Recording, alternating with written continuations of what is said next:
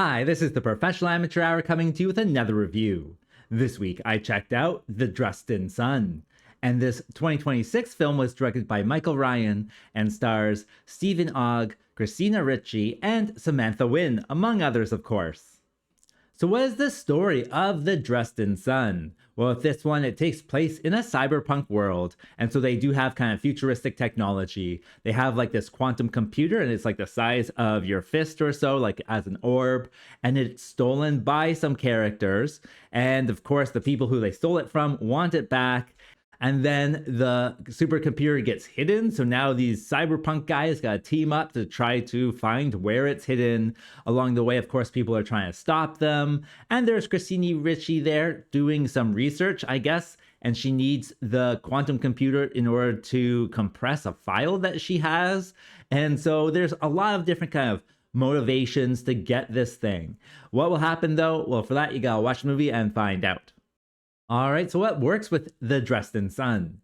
Well, with this movie, it is like a cyberpunk movie, and I'm a big fan of Cyberpunk 2077. It's a fun video game, and I think they kind of certainly took that as inspiration for this one. It really comes across as kind of a video game-esque movie where there's just so many different storylines. It's just like going on different missions for different people, and that's fun in a video game. Whether that, translates to the screen or not is a different question. Personally, though, I did have fun with that element. I was like, oh, it's just like, watching a video game instead of playing a video game for 2 hours. And so they go through lots of different things. I would say they have a very cyberpunk look to everything. Certainly with some of the weapons are really cool. And they even have like this desert scene where somebody tried to open like a rift to a multi-dimension thing. And so it's kind of like a shattered desert. And that's a really kind of cool idea. The main characters, like they all look very cyberpunk, and people, got face tattoos and stuff like that. Of course, that's, going to be in cyberpunk. Not too many people have, robot parts, but, a few of them do. And so it does have this fun cyberpunk world that if you like that type of stuff, you can certainly enjoy a little adventure in that world. Other than that, I did enjoy all of the different storylines that they go through because they have quite a few characters and they're always doing different things. I enjoyed the bad guys even, and they have a whole storyline to themselves. But the main group that we go along with is headed by Stephen Ogg's character. And I like Stephen Ogg as an actor too. Like, I think he does a good job in this one. But seeing him, in any movie, I kind of enjoy his face on screen. I actually saw him in real life one time when I visited New York. Just, passing by on the street, or I think I was actually in a museum and he was, walking past. And I gotta say, I enjoyed his character. I thought his character was really cool. He is a cyberpunk monk. And so he doesn't kill anybody. So he's firing like taser bullets and hitting them. And, people are still dropping and stuff. But he kind of has some renown to him in the world too. And so his character was just a lot of fun. And then the sidekick character that he has is fun.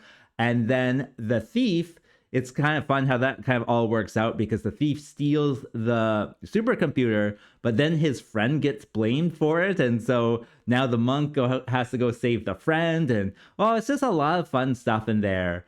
There's also Christina Ricci in this one, and her character is like a researcher or something. So her storyline doesn't go really anywhere, especially not anywhere fast.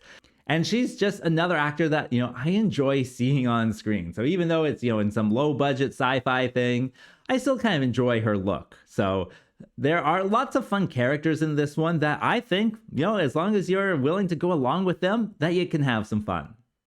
Ultimately, with this one, it really does just play out like the video game. It has some cool ideas in it, especially with, the dimensionally broken desert. And also with this one, there's an interesting idea where AI runs companies and stuff like that. And they have kind of a 8 AI board, and the boards is running the big company that they're stealing from and stuff like that.